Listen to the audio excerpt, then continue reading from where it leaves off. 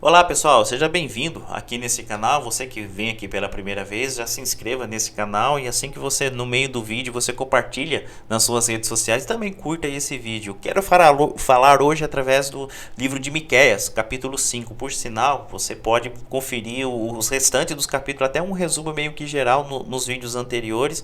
E nos próximos vídeos também eu vou estar destacando a respeito desse livro que infelizmente é um pouquinho desprezado nas ministrações, nos campos de trabalho evangelístico, mas que também tem um valor enorme, mesmo pertencendo aos profetas menores, que não tem nada a ver de menos revelacional, né, de menos de valor perante Deus, simplesmente é por causa da escrita ser menor do que os considerados profetas maiores. Mas a respeito de Miqueias 5, vamos lá.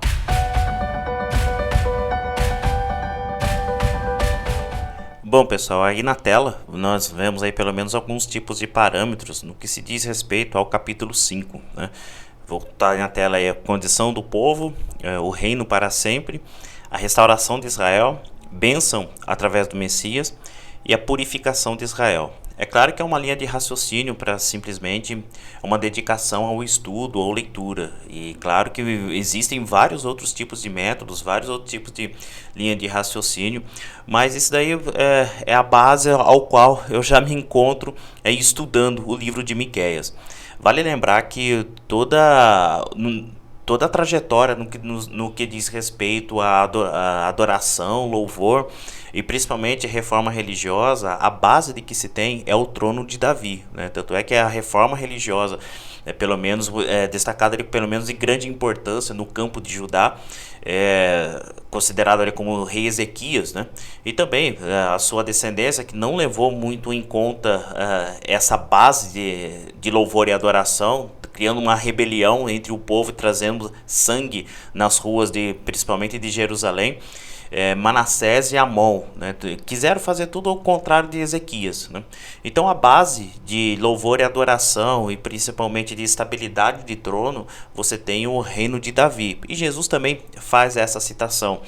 E o capítulo 5 ela começa com alguns insultos. É difícil de imaginar para onde Miqueias está profetizando isso. Pode ser alguns acontecimentos que haveria entre Ezequias e o rei Senaqueribe, né, o rei da Assíria, e também de Zedequias com Nabucodonosor. Mas Miqueias ele está pelo menos direcionando para o ambiente de então, né? Dificilmente ele vai falar do futuro, ele dá alguns passos, alguns parâmetros que pode ser o futuro, mas o campo ali é mais acalmando as pessoas ao qual estava com medo e até apavorado, né? A Assíria poderia chegar a qualquer momento em Judá, pois chegou em Israel, e haveria até alguns tipos de burburinho se Judá seria invadida ou não, né? Ou o que estava acontecendo em Israel não era verdade. Então existia esse tipo de será que será que não é? Se for verdade, será que vai invadir Judá? Se for verdade também, será que vai ficar só em Israel? E por fim, o povo estava nesse embate, né? E acontece esse tipo de profecia para esse tipo de campo, desse tipo de povo, né? Um povo totalmente duvidoso. Há sim aqueles que estavam junto com os profetas, né? Principalmente com o profeta Isaías, pessoas que estavam dando crédito à profecia vindo do Senhor. E claro, Miqueias, vindo do Senhor, ele mesmo se declara cheio do Espírito Santo de Deus, né? Então essa cronologia aí que está na tela, pelo menos traçando um âmbito ao qual o capítulo 5 pode até direcionar em alguns campos do Novo Testamento, principalmente no que diz respeito à tribulação, no que diz respeito à volta de Jesus ou o dia do Senhor. E Miqueias ele cita esse assunto, o dia do Senhor, né? É bem diferente do que cita Joel, um pouquinho de Amós, pouquinho ali de Oséias. A expressão dia do Senhor no Antigo Testamento, ela tem vários tipos de significados. Não é considerável confuso, mas cada um está contando a respeito desse evento, né, o dia do Senhor, de acordo com o ambiente e situação ao qual estava vivendo. Então, quando Miqueias cita o dia do Senhor, dá essa impressão que ele pode estar falando a respeito do cativeiro, ou a respeito simplesmente da Babilônia, ou de futuro mais ainda, né, além disso do que estava acontecendo, se bem que Judá estaria sendo invadido ali não muito tempo depois, né, ali por volta de mais ou menos 200 anos, né. Então essa profecia pode estar valendo ali no campo de Miqueias, como também ele poderia estar falando para além disso, além do cativeiro, além da restauração. E por fim, esses insultos estavam causando tipos de desordens dentro do povo de Judá, né? Então o versículo 2, Miqueias já aponta da onde virá o exemplo maior de profeta, o exemplo maior de governo, de reino. Porque nessa época não se tinha muito testemunho de quem estaria governando, quem era a pessoa certa para reinar. Né? Haveria ali tipos de desorganização, e essas pessoas fazendo parte dessa desorganização não dava crédito à confiança da palavra, né? A palavra em si mesmo, a palavra de testemunhar mesmo. Quando apontava uma pessoa, mas também aquela pessoa, olha o que ela faz, olha como que ela faz o sacrifício, olha como ela anda, olha como que é a vida dela. Então você não tinha referência, pessoas ao tal confiar. E essas pessoas que se diziam tanto de confiança ou tanto de elaborar projetos ou futuros, essa pessoa só falava da boca para fora e simplesmente não tinha-se o testemunho de planejamento mesmo. Então Miqueias já fala que essas pessoas não são suficientes para reinar Israel, reinar Judá. O suficiente, o alto, o exato, o que viria com santidade, justiça, né, com disciplina, simplesmente viria de Belém. Né? E Jesus até cita, né, em Mateus capítulo 2 essa situação de Miqueias 5. Vale lembrar aqui, trazendo uma aplicação aqui, que a Bíblia ela não foi escrita de qualquer jeito. Né? A expressão papel aceita tudo, ela não cabe muito à Bíblia. Não foi tipo de manipulação em Império Babilônico ou Império Egípcio.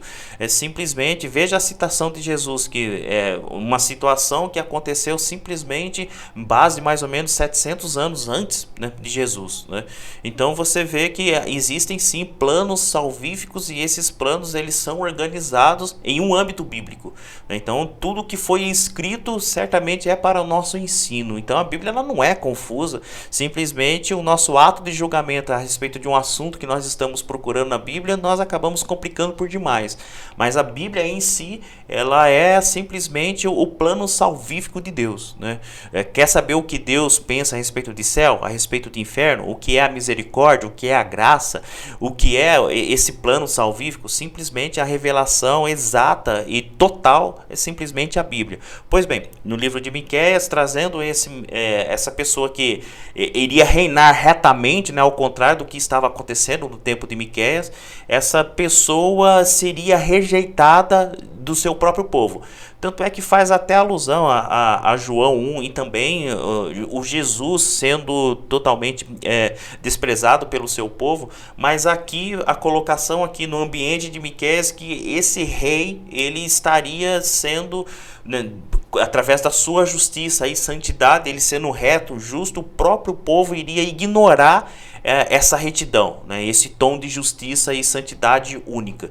E tanto é que as pessoas até mesmo falavam para Miqueias parar de profetizar, porque estavam indo contra aquilo o que as pessoas queriam ouvir. Na verdade, fazendo uma aplicação pessoal hoje, a verdade de Deus, quando ela é expressada na boca do profeta, muitas vezes confronta os nossos sentimentos, as nossas emoções e tudo o que somos, o que temos. Né? Quando Deus fala conosco, simplesmente sendo a verdade, porque Ele não pode voltar atrás e simplesmente não pode mentir, é a verdade para nós. Né? Mesmo que confronte as nossas ideias, a palavra de Deus ela é a verdade para nós.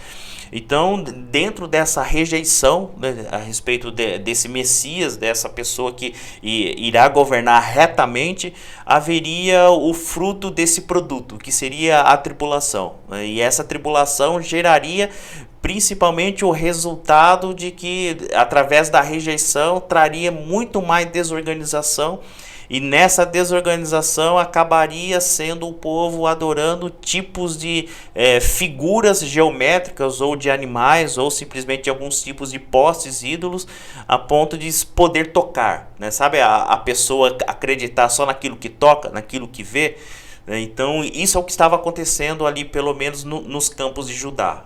Então não existia mais a crença no Deus, não existia mais esse envolver de que quem é esse justo, quem que é esse santo. É mentira, isso não vai acontecer não. Ó, eu consigo ver esse Deus aqui que está simbolizado em forma de animal, ele que vai governar, ele que vai se situar, aquele que vai resolver as situações. Então a idolatria é proclamada no meio desse tipo de luta chamado de tribulação.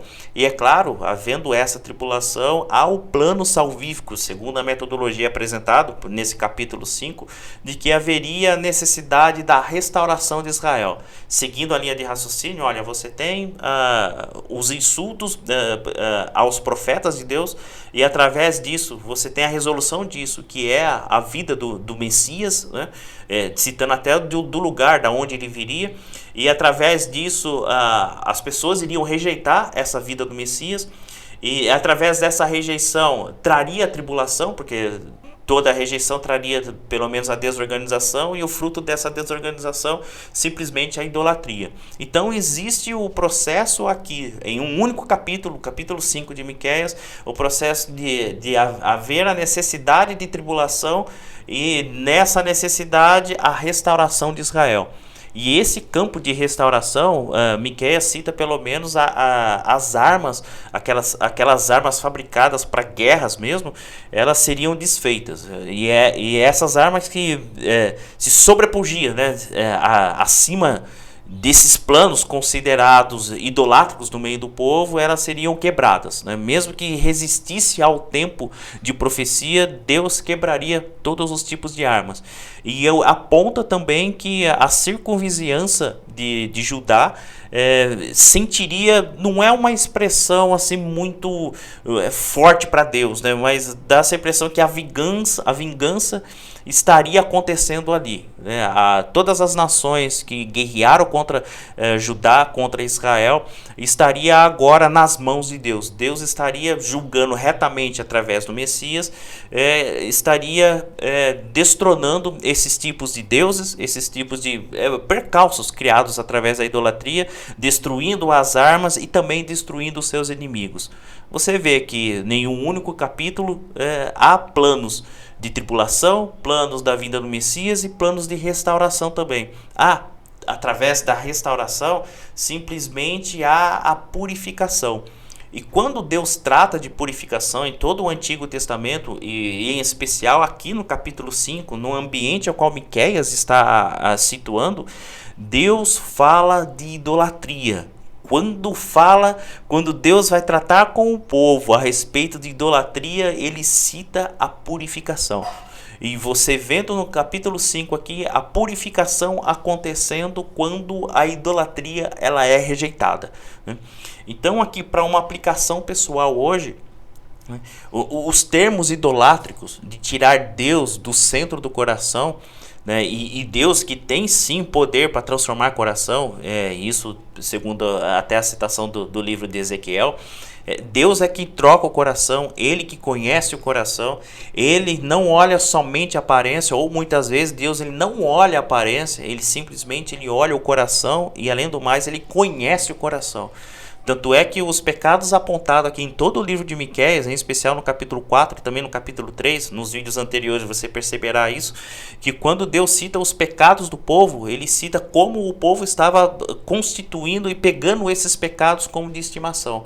E esses pecados de estimação estavam atraindo a idolatria.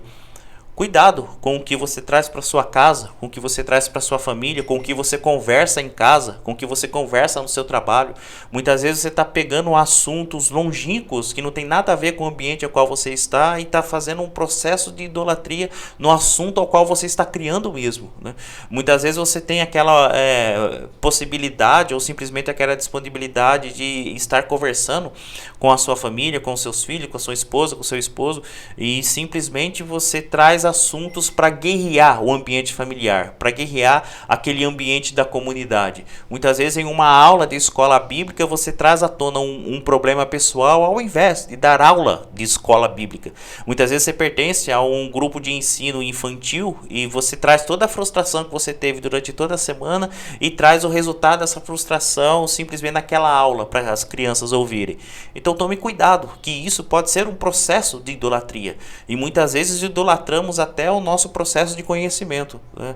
Muitas vezes nós podemos até achar que não precisamos mais orar, não precisamos mais ler a Bíblia, não precisamos mais congregar, não precisamos mais entregar os nossos objetivos, nossos planos, nossos sonhos para o Senhor, simplesmente porque o nosso conhecimento já está exato, nós já temos experiência por demais, né? Então não precisamos orar, não precisamos buscar de Deus. Cuidado, que o processo de idolatria pode estar sendo buscado através desses tipos de atitudes.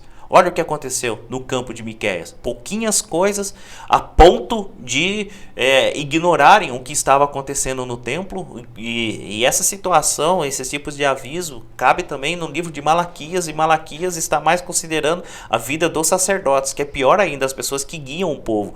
E além do mais, aqui no campo de Miqueias, a semelhança é a mesma, de que quando Deus está tratando com o povo, Deus trata primeiro com a liderança. E por fim, cuidado com o que você traz para sua casa ou com o que você traz para a sua ministração, para a sua pregação na comunidade, em um grupo familiar e até mesmo na pregação da igreja mesmo.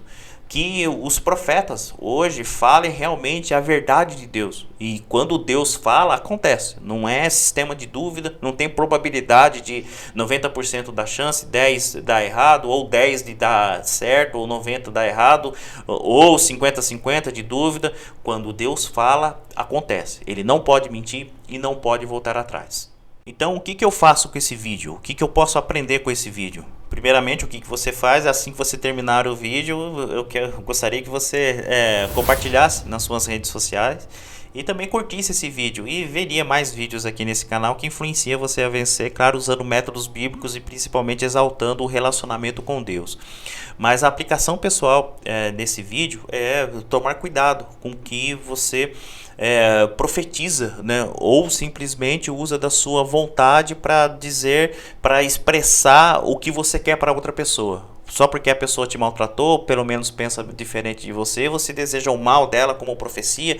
Porque Deus vai te julgar, Deus vai te pesar a mão, Deus vai fazer você perdido. Cuidado, isso aí pelo menos é a expressão da sua vontade de acordo com a situação que aconteceu com você. E busque mais de Deus, tanto em oração como que também em expressão de leitura da palavra. E nessa expressão que seja assim o resultado de um bom estudo bíblico.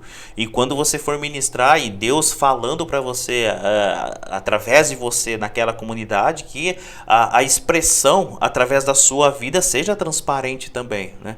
Na verdade, Deus é fiel, né? Deus ele é justo. E não se esqueçam, o amor de Deus ele é intocável, é até muitas vezes inexplicável, mas o amor dele acontece porque existe a santidade e a justiça, e esses dois eles vêm antes do amor de Deus. Em todo o âmbito bíblico, quando você ler a Bíblia, principalmente quando você destacar o plano salvífico e os planos dele através do povo, você verá que primeiro Deus é santo, justo e depois ele será o Deus de amor.